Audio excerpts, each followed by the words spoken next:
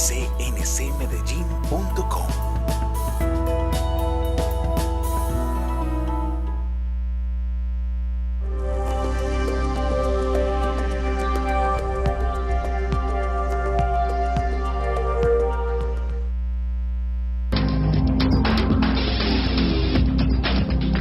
Una mirada a la justicia.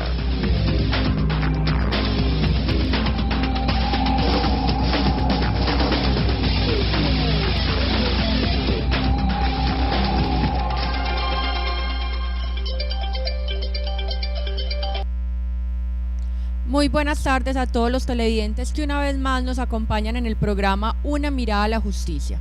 Hoy les tenemos un programa muy importante y un tema que quizás es de pronto discusión a nivel empresarial y genera muchas inquietudes para los trabajadores que han sido contratados por contrato de prestación de servicios. Y es el tema entre contrato de trabajo y contrato de prestación de servicios, un tema que es importantísimo conocerlo tanto por parte de los empleadores para evitarse demandas laborales, como de los trabajadores para saber a qué tienen derecho cuando se encuentran enfrentados a este tipo de contratación, que en muchas de las oportunidades son contrataciones simuladas por parte de los empleadores cuando acuden de pronto a un contador público, a un abogado quizás no laboralista, con la única finalidad de evadir las prestaciones económicas contenidas en el Código Sustantivo del Trabajo. Bajo la premisa de decir, doctor, si es un contador público, si es un administrador de empresas, o incluso llegan ellos mismos a tomar decisiones al considerar qué modalidad contractual puedo vincular a mi contratante. En este momento sería el trabajador, que lo simulan a través de un contratista, simplemente para no tener, por ejemplo, que afiliarlo a una seguridad social, como por ejemplo pensiones, como por ejemplo salud, como por ejemplo aseguradora de riesgos laborales. Y además evitarse otras prestaciones sociales, como por ejemplo la prima de servicios, las vacaciones, los intereses a la cesantía, el auxilio a la cesantía, pagar un auxilio de transporte, en fin.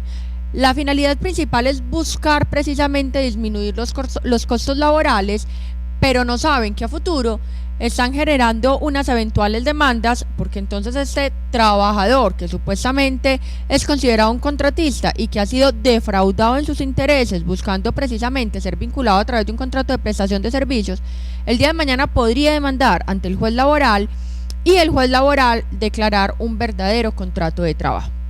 Entonces, a todos los televidentes, sea que hagan parte del empleador o parte del trabajador, o ambas, porque uno muchas veces puede ser trabajador y al mismo tiempo tener su propio negocio, una pequeña empresa y también ser empleador, que visualicen muy bien las diferencias del tema que les voy a explicar hoy entre contrato de trabajo y contrato de prestación de servicios, para efectos de que estas diferencias nos sirvan al momento de tomar una decisión de cuál de las dos modalidades contractuales se deben utilizar. Antes de empezar, entonces, vamos a un corto comerciales para que empecemos a ver este tema que es de gran importancia a nivel social, jurídico y concretamente en el contrato de trabajo. Comienza Espacio Publicitario. CNC Medellín. Ustedes y nosotros. Ustedes y nosotros tenemos una cita en el programa que alegra tus mañanas, el magazine que te informa y te divierte, desde las 9 de la mañana en el canal CNC, tu punto de encuentro.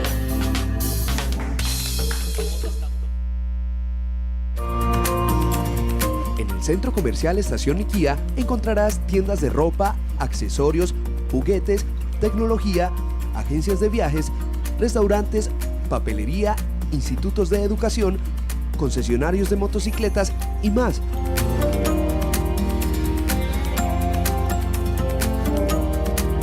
Centro Comercial Estación IKEA, más fácil.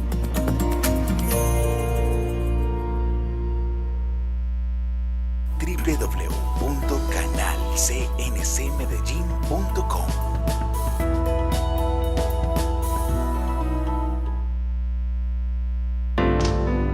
Cuando a la muerte la vi venir, ya sin aliento y sin... ¿Quién dijo que para morir el corazón debe dejar de latir? Llegó una luz que me gritaba: vuelve a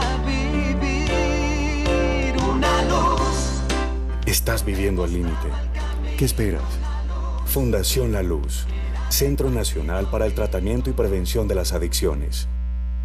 Mi nombre es William, esta es mi familia y esta es mi casa. Yo al principio pensaba que comprar los materiales donde fuera era lo mejor que había para ahorrarme un poquito de plata. Me di cuenta que mi niña estaba enferma, donde el médico me preguntó que si mi casa era húmeda, le faltaba ventilación y mi casa era la que nos estaba enfermando. Con lo de la enfermedad de la niña decidimos gastar un poquito más de plata, pero hacer las cosas bien hechas. Preferimos construir seguro y apostarle a un mejor futuro.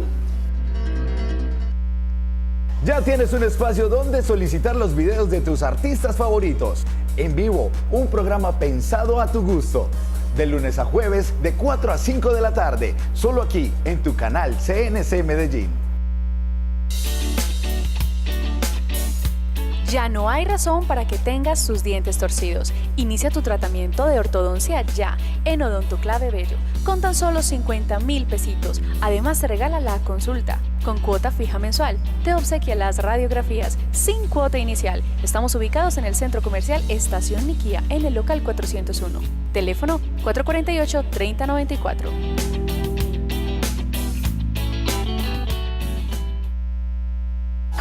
En CNC Noticias somos imparciales, actuales, veraces, información con claridad. De lunes a viernes por el canal CNC Medellín.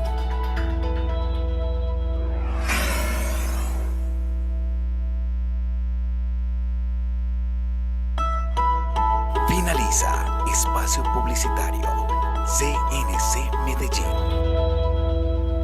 Continuamos en Una Mirada a la Justicia. Recuerden que este espacio es de responsabilidad social en el campo del derecho para que todos ustedes puedan tener la oportunidad de ser asesorados y representados de una manera diligente y eficaz. Hoy con la doctora Paula Carvajal. Recuerden que estamos en este bloque de Derecho Laboral y Seguridad Social y trabajando el tema de los contratos, en especial el contrato laboral versus el contrato de prestación de servicios, que la doctora Paula ya nos ha hecho una introducción bien interesante. Y es muy importante, doctora, hablar sobre esto porque día a día, cada que una persona va a contratar a alguien, siempre es pensando cuál de los contratos voy a utilizar, prestación de servicios o contrato laboral. Y desafortunadamente siempre el empleador quiere evitar pagar unas prestaciones sociales y unos riesgos que generalmente se generan del contrato laboral, y entonces utilizan erradamente el contrato de prestación de servicios. ¿Por qué no hablamos un poco sobre esa diferenciación de contratos? Bueno, lo que dice la doctora Johanna es totalmente cierto. El empleador siempre lo hace con esa finalidad, desvirtuar el contrato de trabajo. Lo importante es saber qué es real un contrato de trabajo y qué es un contrato de prestación de servicios. La diferencia esencial radica en el elemento de la subordinación. En el contrato de trabajo, el artículo 22 y 23 del Código Sustantivo del Trabajo nos dice que siempre va a haber una subordinación. Pero esta subordinación no es esporádica, tiene que ser continua, es decir, que sea cotidianamente en el contrato de trabajo, todos los días y casi que todo el día.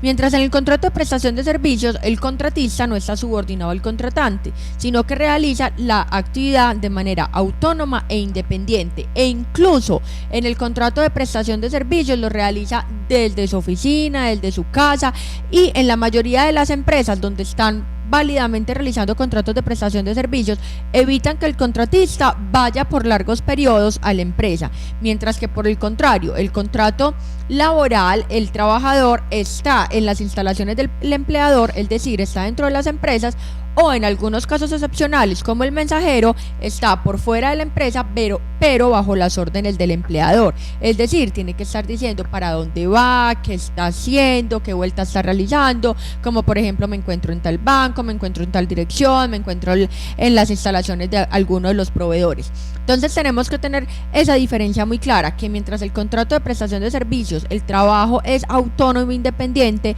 el contrato de trabajo es continuamente subordinado. Obviamente la ley trae una limitante. ¿Cuál es esa limitante? La dignidad humana del trabajador. Yo no podría vulnerar la dignidad humana del trabajador, pero desde que se respete la dignidad humana es perfectamente viable todas las órdenes e instrucciones que dé el empleador en pro de este contrato de trabajo. Eso es bien importante para que a la hora de usted contratar una persona, llámese empleado del servicio, llámese de oficios varios, operario.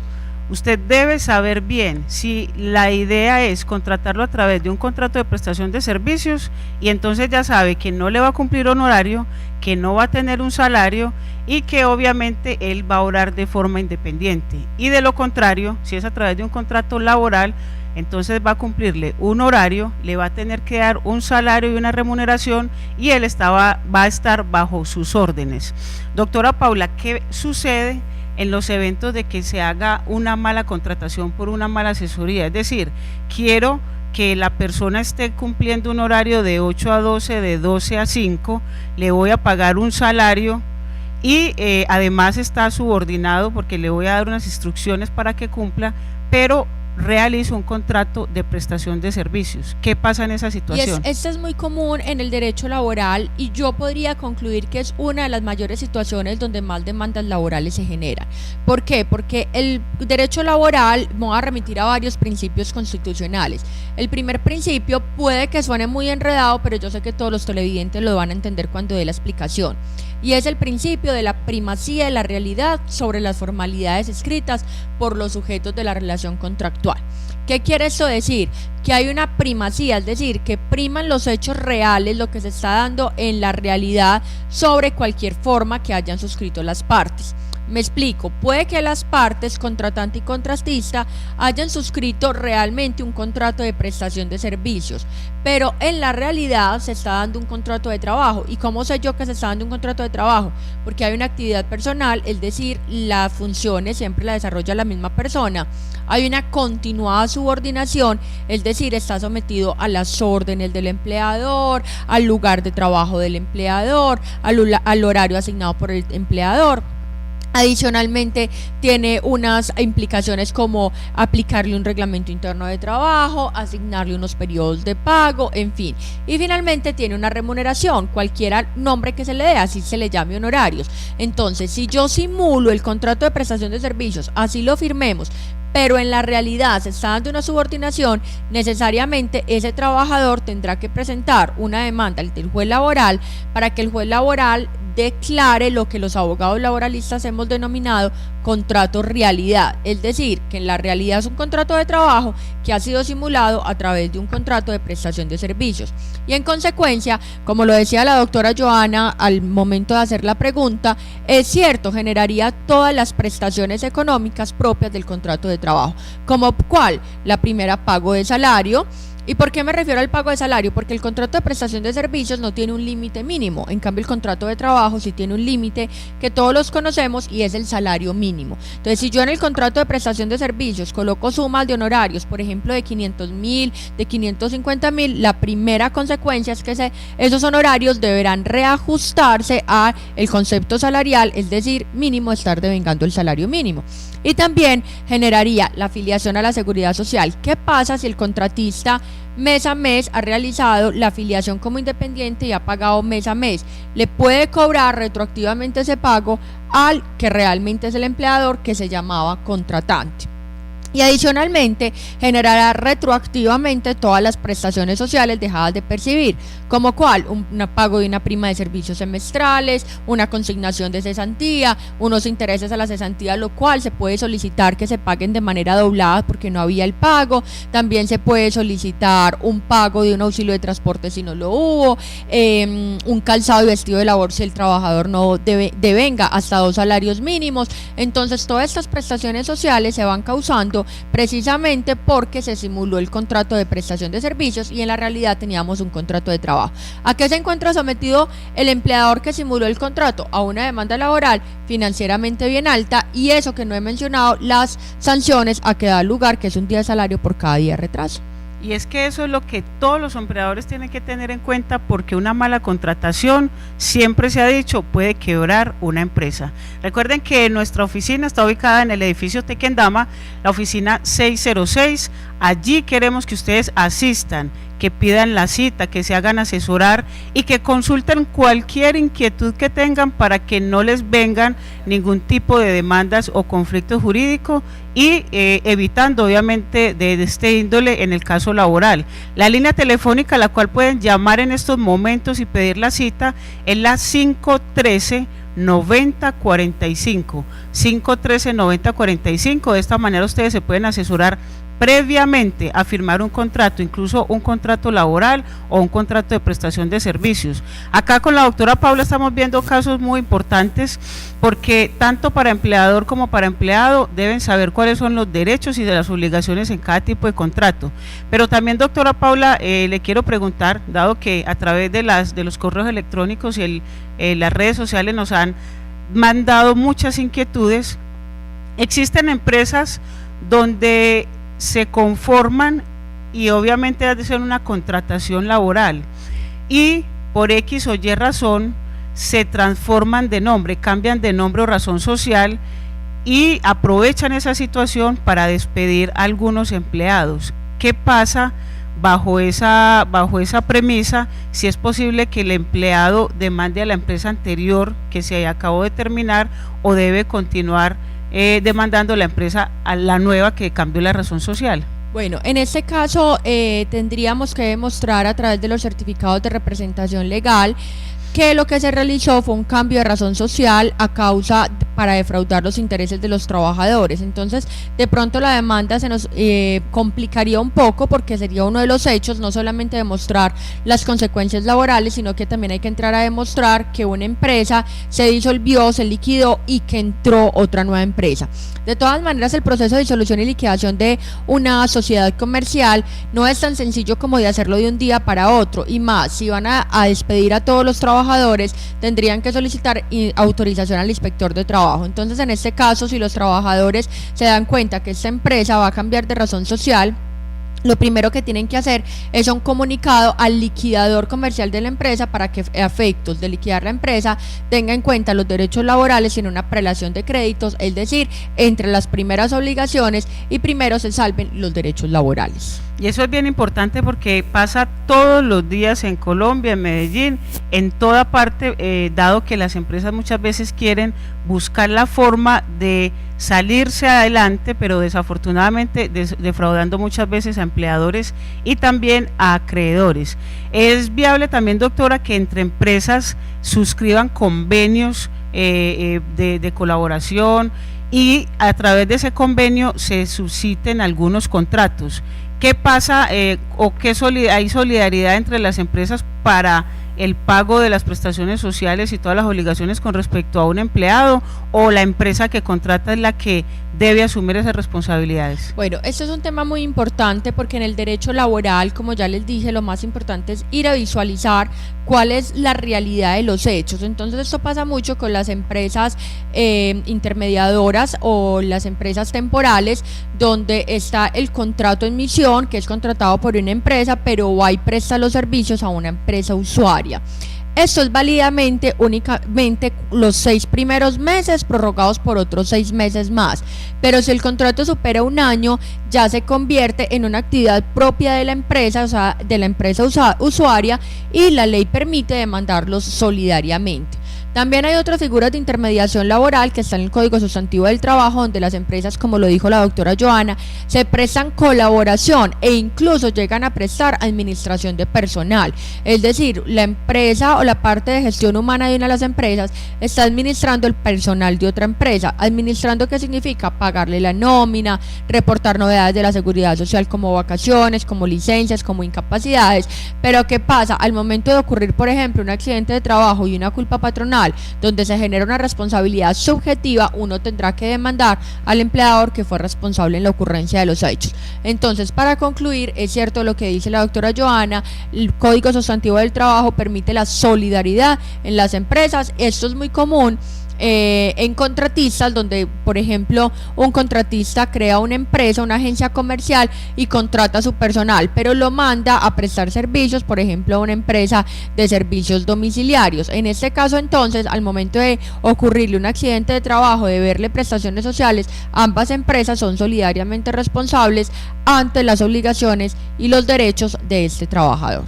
Bueno, ¿y qué pasa cuando una mujer en embarazo suscribe un contrato de prestación de servicios en una empresa, no sabiendo la empresa que estaba en embarazo? Bueno, este tema es muy importante porque hay una sentencia unificada, la sentencia SU 70 del magistrado ponente Julio Alexei de la Corte Constitucional, donde toma una cantidad de situaciones de estabilidad laboral reforzada en estado de embarazo. ¿Qué significa la estabilidad laboral reforzada en estado de embarazo? Significa que la mujer en estado de embarazo no se puede despedir del contrato de trabajo sin previa autorización judicial. Pero esta sentencia que les estoy nominando, la sentencia unificada, hay dos, 70 y 71 del doctor Julio Alexei, de magistrado de la Corte Constitucional, es muy importante a nivel social y a nivel laboral porque hace extensible la figura de la estabilidad laboral reforzada no solamente al contrato de trabajo, sino también al contrato de prestación de servicios, porque no se está protegiendo la modalidad contractual, o sea, no se está protegiendo el contrato de trabajo, se está protegiendo precisamente esta figura de estabilidad de la mujer que se encuentra en embarazo y del que está por nacer en sus ingresos. Entonces, sin importar si es un contrato de trabajo, que ya lo hemos tocado en otros programas, en este concretamente nos estamos refiriendo al contrato de prestación de servicios. Si la contratista está en un real contrato de prestación de servicios y resulta en embarazo, este contrato no se le podría terminar mientras dure el periodo de gestación, la licencia de maternidad y en algunos casos el descanso de lactancia. Y si hay terminación por parte del empleador, ¿es posible el reintegro casi que inmediato? ¿Qué habría que hacer prácticamente? Claro, normalmente, como es una figura de estabilidad laboral reforzada, entonces en este caso opera un reintegro automático. Normalmente se instaura una acción de tutela ante el juez laboral, que es el encargado de verificar los derechos fundamentales de ciertas personas, y como la estabilidad laboral reforzada, estamos protegiendo a un grupo. En este momento se protege a la mujer en estado de embarazo, al discapacitado, al de fuero sindical. Podría, a través de la acción de tutela, en el caso de las mujeres en estado de embarazo, darse el reintegro. Recuerden que estamos en este programa Una Mirada a la Justicia, que es para que todos ustedes puedan tener acceso, conocimiento, educación y prevención en temas jurídicos, porque lo que pretendemos, como dice nuestro eslogan, es que ustedes conozcan la ley y que vivan en sintonía, porque recuerden que la ignorancia de la ley no los eximen de ninguna responsabilidad. Por eso es bueno que estos programas los vean y también nos escuchen todos los sábados de 9 a 10 de la mañana a través de Munera Aidman Radio y a las 11 de la mañana en el programa Ondas de la Montaña, porque de esta manera van adquiriendo un conocimiento ya bien formado para que ustedes mismos puedan incluso ayudar a amigos, a vecinos, a familiares a salir de cualquier inconveniente con una sola decisión, con una sola palabra, con una sola, incluso un consejo, o incluso aconsejándolos para que vayan a nuestra oficina, porque saben todos ustedes que es totalmente gratis la asesoría y la atención personalizada con cada uno de los abogados que solidariamente trabajan con nosotros. Recuerden la línea telefónica 513-9045, 513-9045 para que pidan en estos momentos sus citas y se hagan asesorar. En el segundo bloque, que también es bien importante, vamos a tratar con la doctora Paula, quien además de ser especializada en seguridad social ha sido notaria encargada de varias notarías. Vamos a tratar, doctora, un tema que lo hicimos el sábado pasado en el programa de Ondas de la Montaña y que tuvo mucha aceptación porque la gente lo ha desconocido, desde la identidad y sobre el cambio de nombres y apellidos, para que entonces después de comerciales estén muy atentos, que ya regresamos aquí en Una Mirada a la Justicia. Comienza Espacio Publicitario. CNC Medellín. La fanfarria hace las mejores obras del mundo. Papi, llévame, mami, llévame. Me encanta la fanfarria, quiero ir a la fanfarria. Mami, papi, llévame a la fanfarria. Mami, llévame a la fanfarria, me encanta la fanfarria. Dejad que los niños vengan a la fanfarria. sábados 5 de la tarde, domingos 11:30 de la mañana y de martes a viernes para centros educativos con previa reservación 250-9230. www.canalcncmedellin.com.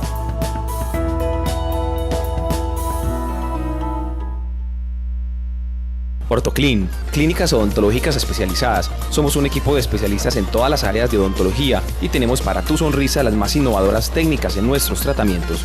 Ven ya y disfruta de nuestras promociones en ortodoncia con planes desde 50.000 de inicial y 50.000 pesos mensual. Implantes dentales desde 2.600.000, diseño de sonrisa desde 300.000 pesos, prótesis dental desde 100.000 pesos, blanqueamiento desde 100.000 pesos, cambio de amalgamas por resinas desde 100.000.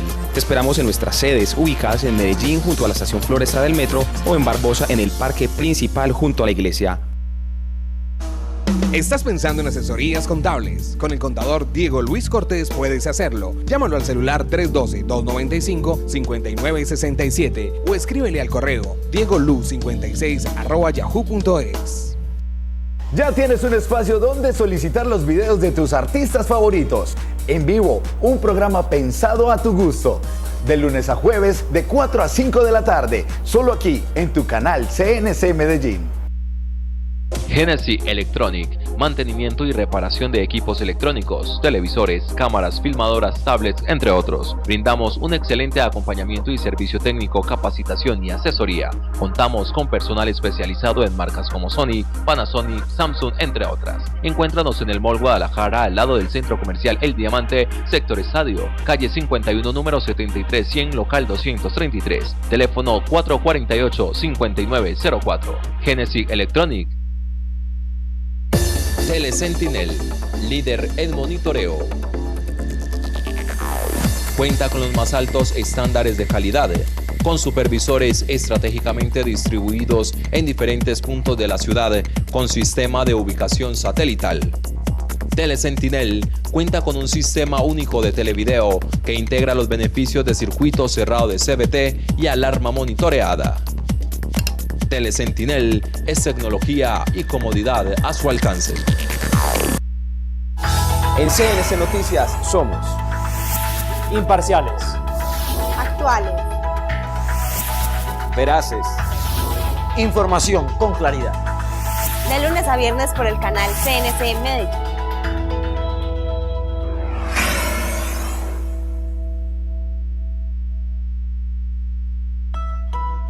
Finaliza espacio publicitario.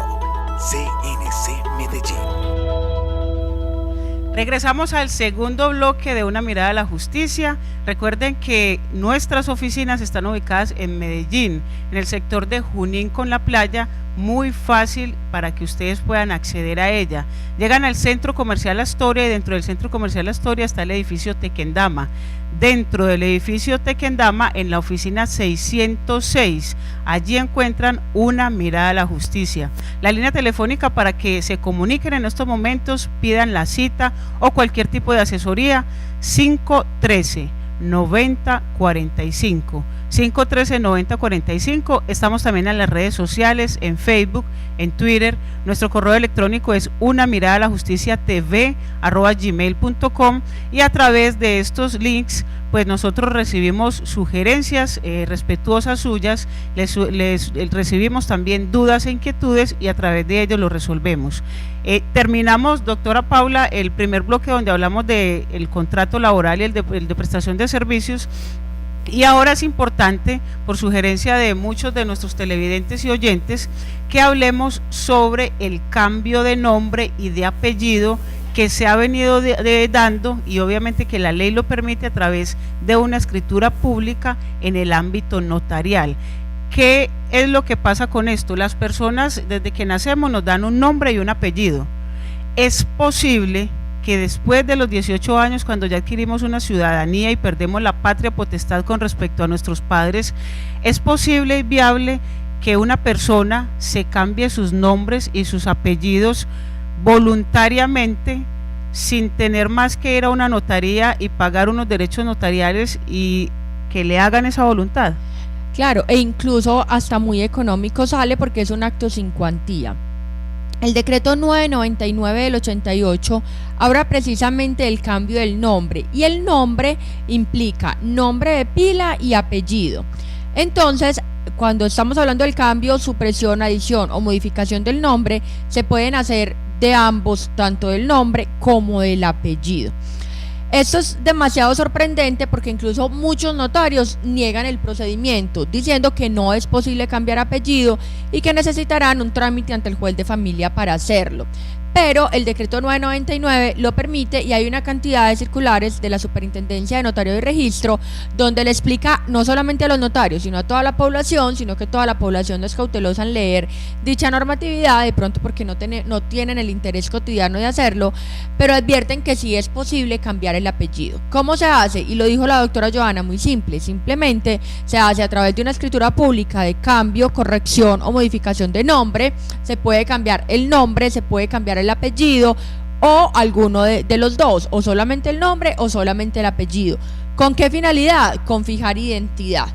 Cuando yo estuve de notaria encargada, me llegaban situaciones como, por ejemplo, muchachos donde apenas estaban cumpliendo sus 18 y 19 años, que decían: yo no quiero tener el apellido de mi padre, yo solamente quiero tener los dos apellidos de mi madre, o yo no quiero tener el apellido de mi padre, yo quiero tener el apellido de un tío político. Entonces, en esta situación es posible que se conserve el nombre y simplemente hacer el cambio de los apellidos. Y aparece el interrogante: ¿qué pasa con el proceso de filiación? Porque el apellido es el que me genera a mí un vínculo con mis padres. Para muchos efectos, como lo explicaba la doctora Joana en el programa radial, para efectos de solicitar una sucesión, por ejemplo, de solicitar una sociedad conyugal en el caso de un divorcio y una cesación de efectos civiles de matrimonio, en el caso de una disolución y liquidación de sociedad conyugal, en el caso incluso de contraer el matrimonio, de registrar los hijos habidos dentro del matrimonio. En fin, una cantidad de situaciones. En este caso, ¿cómo se soluciona el problema? Quedan vigentes los dos registros civiles. El primer registro, donde está el proceso de filiación, es decir, donde están el reconocimiento del padre si es hijo extramatrimonial, o donde está el apellido de los dos padres si es hijo matrimonial. Y simplemente a través de una escritura pública y sacamos otro nuevo registro donde se inscriben los dos nuevos apellidos o el cambio de nombre. Y los dos registros quedan vigentes. ¿Y cómo sabemos si los dos registros quedan vigentes? Porque en la parte inferior del registro hay una nota donde aparecen notas marginales. En las notas marginales, entonces, el registro número 1 hará remisión al registro número 2 donde dice que hubo cambio de apellidos, y viceversa, el registro número 2 tendrá la nota de vigencia donde diga que el primer registro es el que queda vigente para el proceso de filiación, y esto le permite a quien esté cambiando el nombre fijar realmente su identidad. Esto es bien importante, y también saber que es que el primer registro, el original, no se pierde, hay que andar de la mano con él para cualquier trámite, y casi que podríamos decir, doctora, es poner como una máscara a ese primer registro, y a través de una escritura superponer un nombre y un apellido que es el que la persona quiere que le digan. Y es importante, ¿por qué? Porque en estos momentos incluso muchas personas nacen de biológicamente como sexo masculino o femenino, pero sintiéndose distinta y diferente, y quieren cambiarse el nombre, y ahí se está protegiendo qué derecho para ellos. Claro, esto es una de las razones más, porque realmente hay muchas razones por las cuales hay cambio de nombre. Por ejemplo, homónimos, por ejemplo, tienen nombres de pila que no les gusta, que son nombres que de pronto permiten que sean burlados por sus demás compañeros de trabajo, o nombres muy difíciles de pronunciar, o de pronto nombres que se utilizaron en épocas muy antiguas y que simplemente al nieto o al bisnieto le repiten los nombres. Pero también hablando de los derechos igualitarios de sexo entre personas heterosexuales y personas homosexuales, que es un tema que se está dando ahora de mucha actualidad, también es este permiso de abrir una brecha para aquellas personas que son homosexuales y que tienen cambio de sexo. Por ejemplo, el que nace siendo hombre pero que se quiere transformar en mujer y quiere cambiarse sus nombres a nombres femeninos, entonces lo puede hacer. La pregunta de la doctora Joana era: ¿para proteger cuál derecho? El derecho de fijación de identidad y de libre desarrollo de la personalidad. pero lo que pasa es que en el registro anterior quedará vigente el sexo, es decir, así se llame, no sé, de pronto Luisa Fernanda con sus apellidos iniciales, si en el registro anterior decía que era de sexo masculino, seguirá siendo de sexo masculino. El género no se cambia por ningún motivo. El género no se cambia, y tenemos efectos como, por ejemplo, yo me puedo cambiar el nombre y me puedo cambiar la apariencia física para demostrar que realmente nací hombre, pero que socialmente he sido considerado como una mujer, pero por ejemplo, para efectos pensionales, si va a reclamar su pensión, sabemos que los hombres lo adquieren a partir de los 62 años y en su primer registro dice que es un hombre porque tiene tachado el sexo masculino. Entonces, para estos efectos sociales y políticos, seguirá siendo tratado como un hombre. Hace poco vimos la noticia donde en Pereira, creo que fue una mujer, un hombre transformado en mujer, cambió su nombre y apellido, llamándose con las letras del abecedario. No hay restricción para ponerse cualquier nombre, aun cuando sea enredado, que sea impronunciable o ilógico. ¿La ley no restringe eso? La ley no tiene ninguna restricción en cuanto a fijar la identidad. Si esta persona considera que así queda fijado su identidad, como el caso que nos expone la doctora Joana de simplemente colocar iniciales del abecedario, iniciales únicamente de las vocales, si él considera que así está fijando su identidad, es perfectamente viable porque estamos hablando de derechos fundamentales. Hay algo también bien importante que muchas de las mujeres pueden estar en esta situación, es cuando se ponen el apellido del marido, que muchas veces se han separado de él. Entonces podemos decir, por ejemplo, Paula Andrea Martínez de Pérez. Ese de, ¿es posible también cambiarlo o quitarlo? Claro, el ejemplo que coloca la doctora Joana es un ejemplo a dos situaciones que son posibles, o la adición o la supresión. Por ejemplo, adición es, entonces en este caso se estaría cambiando un apellido para colocar de el apellido del cónyuge, o suprimirlo es quitar el de, el apellido del cónyuge, y volver a sus apellidos anteriores.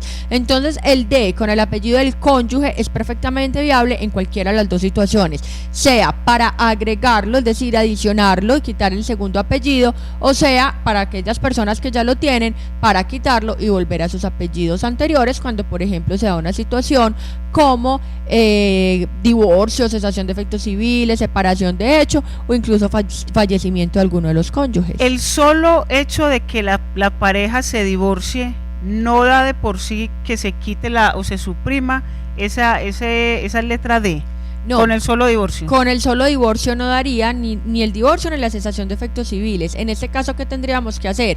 Con la partida, incluso así no tenga la partida de divorcio, porque es un acto voluntario, se tendría que ir ante el juez a través de escritura pública para suprimirlo. Siempre se exige que mediante el acto, sea de adición, supresión o modificación, medie una escritura pública para poder levantar el nuevo registro civil. Vimos como en esa noticia donde la mujer se cambió sus nombres y apellidos, ella tuvo que instaurar una acción de tutela porque ningún notario quería hacerlo. Esto es por desconocimiento de la ley, fue el trámite normal, y en caso eventual de que cualquier persona que nos esté viendo esté en esta situación, puede instaurar esa acción de tutela. Claro, yo creo que de pronto ya hay un poco más de conciencia en los notarios, pero lo que dice la doctora es cierto. Anteriormente el cambio de nombre se tenía que hacer ante un proceso de jurisdicción voluntaria ante el juez de familia, pero les estoy hablando anteriormente hace muchos años, aproximadamente antes de 1988. Entonces hay algunos notarios que se quedaron con la conceptualización errada de que era el juez de familia el que tenía que autorizar cambio, supresión o adición de nombre, y realmente esto fue modificado a través de una ley de antitrámites notariales donde ya le daban al notario la facultad para hacer estas actuaciones. Entonces aquellas personas que el notario no se niegue, pues realmente hay muchas notarías, lo primero que podríamos intentar hacer es ir de notaría en notaría hasta encontrar el notario que tenga un esquema más abierto y que permita realizarlo a través de escritura pública. Y si pues obviamente encontramos algunos municipios solamente tienen un notario único, donde tienen la dificultad para hacer el cambio de nombre, o otra de las situaciones es que yo se encuentro al notario, por ejemplo, porque resido en Medellín, en Itagüí, en Envigado, ciudades que tienen varios notarios, encuentro el notario que me haga la escritura pública de cambio, supresión o adición de nombre, pero el notario o la registraduría donde me encuentro registrado con el registro civil no me quiere expedir el nuevo registro donde existe el cambio de nombre. Necesariamente tendríamos que acudir a lo que expone la doctora Joana, y es a la acción de tutela para proteger derechos fundamentales, que ya les dije, está el derecho a fijación de identidad, que es un derecho innominado en la Constitución política, pero es un derecho inalienable de la persona, y el derecho al libre desarrollo de la personalidad, que sí se encuentra consagrado en el artículo 16 de la Constitución política. Todos los ciudadanos colombianos estamos en riesgo de padecer una situación en la que en estos momentos estamos dilucidando, y es muy importante que sepan que en muchas situaciones jurídicas ustedes pueden actuar en causa propia sin necesidad de abogado, pero siempre tengan presente que pueden contar con Una Mirada a la Justicia, que es la organización de abogados que presta los servicios de asesoría, consultoría y representación jurídica para que totalmente gratis, con una asesoría, puedan ustedes por lo menos llevar el mejor camino, hacer y tomar las mejores decisiones que le permitan cumplir sus finalidades y por lo menos defender sus derechos y tener unas buenas obligaciones. También es importante, doctora Paula, tocando todos estos temas notariales, que les expliquemos a las personas por qué anteriormente solamente se utilizaba la partida de matrimonio o partida de bautismo, y ahora vemos la necesidad de que esa partida se registre para poder efectuar cualquier acto, como por ejemplo una herencia, adquirir una herencia, o incluso para divorciarse. ¿Qué pasa o cómo fue el tránsito de la legislación, que antes no había que registrar ninguna de las partidas y en estos momentos sí? Bueno, anteriormente, y para nadie es oculto, que la iglesia tenía una fuerza social demasiado importante, tanto que no existía en este caso ni las notarías, o sí existían, pero no para los efectos de registro de matrimonio ni tampoco para registro de nacimiento. Antes de 1932 para el registro de matrimonio y antes de 1933 para el registro de nacimiento solamente teníamos era la partida eclesiástica. Entonces una persona se casaba y, por ejemplo, si se casaba ante lo civil, ante el juez de familia, digamos que socialmente eran tachados y no tenían como mucho valor este matrimonio. E igual cuando nacían simplemente iban y sacaban la partida eclesiástica de la iglesia, con un agravante, y es que muchas de las iglesias cambiaba de párroco, se quemaban, habían incendios, destrucciones de partidas por causa, por ejemplo, de un terremoto, de un temblor de tierra, de una inundación, y las partidas se perdían. Razón por la cual la Registraduría del Estado Civil empezó a obligar que para efectos civiles, tanto del matrimonio como del nacimiento, digo las fechas 1932 y 1936, porque antes de esta fecha únicamente se cuenta con partida eclesiástica. Entonces, ¿qué solucionó la Registraduría del Estado Civil? Que todas las personas para sus efectos civiles, tanto nacimiento como partida eclesiástica y posteriormente defunción, fueran registrados en una notaría. ¿Con qué finalidad? Con que la notaría presente un informe, que a mí me tocó realizarlo cuando estuve de notaria encargada, presente un informe de todas las personas registradas por nacimiento, todos los matrimonios registrados por matrimonio, sea civil o católico, porque entonces aquí es donde viene el punto, que si usted es casado por lo católico, de todas maneras lo debe registrar en una notaría, y de todas las defunciones. Este registro, este informe se lleva ante la Registraduría del Estado Civil, y allá, si a usted se le pierde, si la notaría se quema, si la notaría se inunda, va a encontrar el soporte de su registro, y así no va a ser considerado un NN para la legislación colombiana. Y es que es muy importante decirles, porque tiene la concepción muchas personas de que el hecho de que no se registre el matrimonio o no se registre cualquier partida, dicen incluso que entonces no existe el matrimonio. Claro, uno encuentra situaciones cuando se va a divorciar, cuando va a reclamar sucesiones, cuando va a reclamar una pensión de sobrevivientes.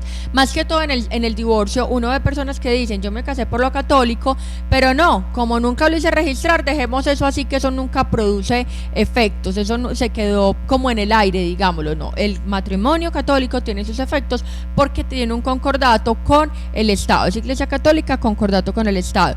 El hecho de que no lo haga registrar no quiere decir que no produce sus efectos, sí está produciendo, solo que está tardando en realizar una obligación legal que es hacer el registro de matrimonio católico. Entonces, como dice la doctora Joana, son concepciones erradas. Son solamente la idea de ese registro es la publicidad, que se publicite también que existe ese matrimonio, claro, pero es válido totalmente. Porque los registros son unos documentos públicos, tanto los registros del Estado civil, como sería nacimiento, matrimonio y defunción, como las escrituras públicas. Entonces, si se quiere saber la información de personas, por ejemplo, fallecidas, y esto es muy importante, por ejemplo, en mi campo de acción para una pensión de sobrevivientes, muere, por ejemplo, mi excónyuge, de la cual todavía tengo sociedad conyugal vigente, no sé con quién está viviendo, no sé dónde está, no sé dónde falleció, entonces yo puedo ir a la registraduría del Estado civil para que me den los datos de, por ejemplo, dónde se hizo el registro de defunción. Entonces, como dice la doctora Joana, una de las finalidades principales es garantizar la publicidad de este tipo de documentos. Y aquí en este segundo bloque hay que aprovechar mucho este derecho notarial que nos comparte la doctora Paula, por cuanto también es algo novedoso, y digo novedoso no porque llevemos mucho tiempo en ello, sino que la ley lo permite ahora también, son los divorcios express. Aun cuando yo manejo todo lo que tiene que ver con derecho de familia, usted como notaria encargada que lo ha sido, ¿cómo se manejan esos divorcios express donde la gente incluso en 1 o 2 días ya está divorciada? Sí, el divorcio express yo lo miro desde 2 puntos de vista. Uno, la facilidad que se le dio a los notarios y al trámite notarial para que las personas ya realicen el divorcio o la cesación de efectos civiles de matrimonio católico. Anteriormente era una demanda que uno tenía que instaurar ante el juez laboral, que se demoraba aproximadamente cuando no hay bienes, porque cuando hay bienes se nos agrava un poquitico en término el asunto, o cuando hay menores de edad. Entonces se presentaba la cesación ante el juez y se podría demorar unos 5, 6, 7 meses. E incluso esto era garantista porque en muchas situaciones, mientras uno hacía el trámite, la pareja volvía, se estabilizaba, pasaba la crisis y se salvaba una cantidad de núcleos familiares. Pero hoy en día, si no hay menores de edad, presentamos el trámite ante el notario y el trámite se puede estar demorando entre 3, 4, 8 días. Pongámosle máximo 15 días si de pronto la protocolista tiene mucho trabajo. Y si hay menores de edad, se puede estar demorando aproximadamente 2 meses. Esto es el matrimonio express, que yo presento la solicitud e instantáneamente estoy divorciado. Entonces de pronto no le da la oportunidad a la pareja de que haya una reconciliación y que puedan incluso reevaluar su decisión de divorciarse. Y el otro matrimonio express, que lo veíamos mucho las notarias o los notarios de Medellín, y yo creo pues que comparten mi concepto en todo el país, es una cantidad de matrimonios que uno celebraba y a los 5, 6, 7 días estaban presentando la solicitud de divorcio. Entonces uno decía, ¿qué está pasando con este tipo de situaciones donde vienen y se casan y meses siguientes ya están presentando la solicitud de divorcio? Muchos de esos matrimonios incluso es por matrimonio en el extranjero, donde simplemente se casan por conseguir papeles del extranjero o el extranjero solicitar la residencia o la nacionalidad colombiana. Y realmente estos son actos fraudulentos porque esa no es la finalidad del matrimonio. La finalidad del matrimonio es precisamente formar toda la población colombiana y no simplemente que sirva para actos simulados como por ejemplo la ciudadanía de nuestro país. Además de ese matrimonio express, también, divorcio express, existe también el divorcio por juzgado, que aproximadamente se está llevando entre 20 y 30 días para que el juez nos dicte sentencia, siempre y cuando estén de mutuo acuerdo los cónyuges en que este matrimonio se lleve a cabo. En la parte notarial, doctora Paula, ¿es requisito que haya la intermediación de un apoderado o lo pueden hacer las partes sin necesidad de abogado? Bueno, la disolución de la sociedad conyugal lo pueden hacer las partes, pero necesariamente la cesación de efectos civiles de matrimonio católico necesita derecho de postulación, es decir, un abogado que firme, sea que cada uno se consiga su propio abogado o que le den poder a un mismo abogado.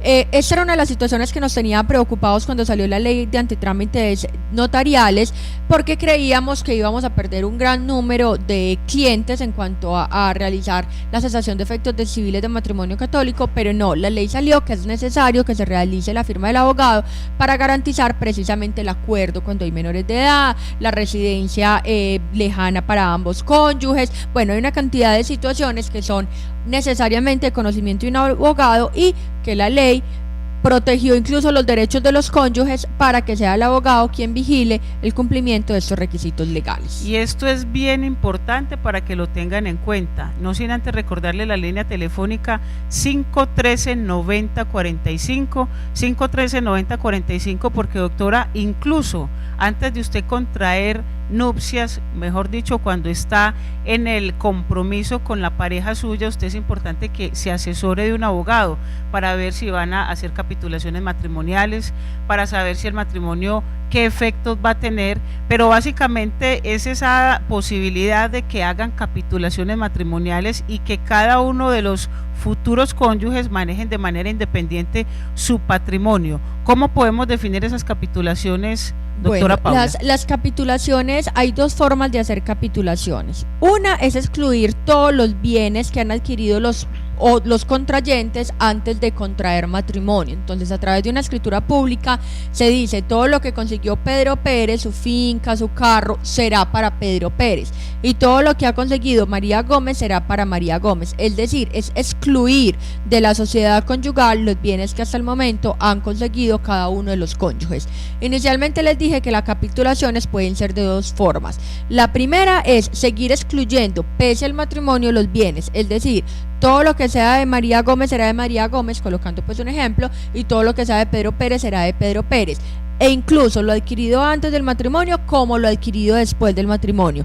O la segunda forma de capitulación es solamente excluir lo adquirido antes del matrimonio, pero a partir del matrimonio empezar a formar la sociedad conyugal. Situaciones que se tienen que dejar muy en claro en la notaría, por eso es importante que antes de hacer el matrimonio se hagan asesorar de un abogado para que vean este tipo de posibilidades. Y es que por eso el llamado para que ustedes puedan adquirir la tarjeta preferencial, donde pueden tener asesoría jurídica totalmente gratis antes de que vayan a firmar cualquier contrato, antes de que vayan a realizar cualquier actividad, porque recuerden que todas las actividades que hacemos en el diario vivir tienen consecuencias jurídicas. Esta posibilidad de tener la tarjeta preferencial le da a usted la opción de que antes de ello pues acuda a nuestro grupo de abogados, que está altamente calificado, porque todos son abogados especializados en las diferentes áreas del derecho, con conocimiento de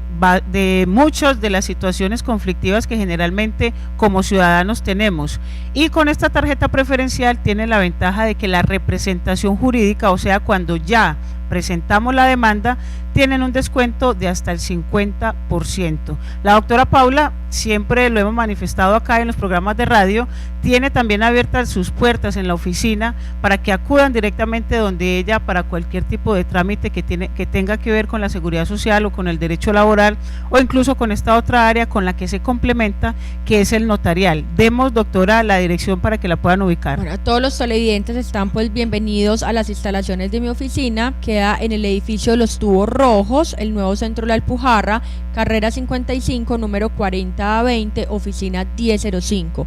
El teléfono es el 262-1703, repito, 262-1703. Los espero tanto con preguntas de la seguridad social como el contrato de trabajo, y también, como lo hemos ampliado en el día de hoy, trámites notariales. Y a todos ustedes televidentes, no se queden sin asesorarse, pregunten, no se limiten por la cuestión económica, si tienen o no con qué pagarle a un abogado. Siempre buscamos, aun cuando las personas no tengan la mejor situación económica, que puedan resolver o las inquietudes o los trámites o las demandas a que están sometidas.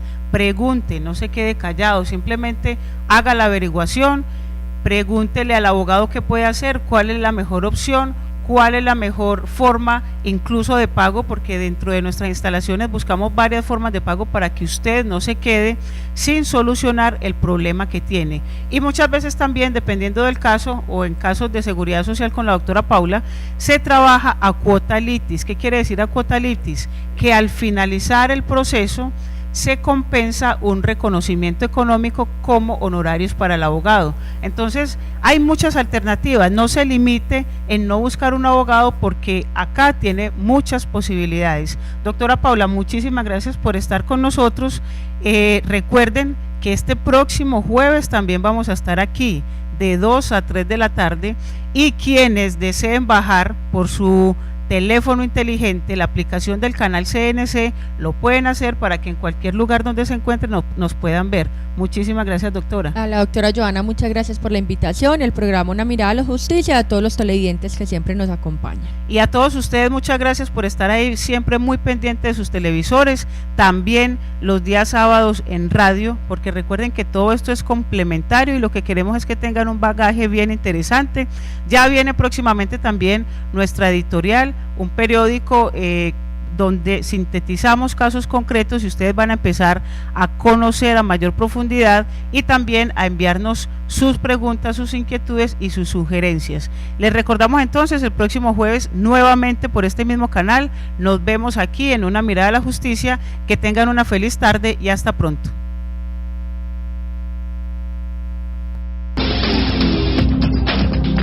Una mirada a la justicia.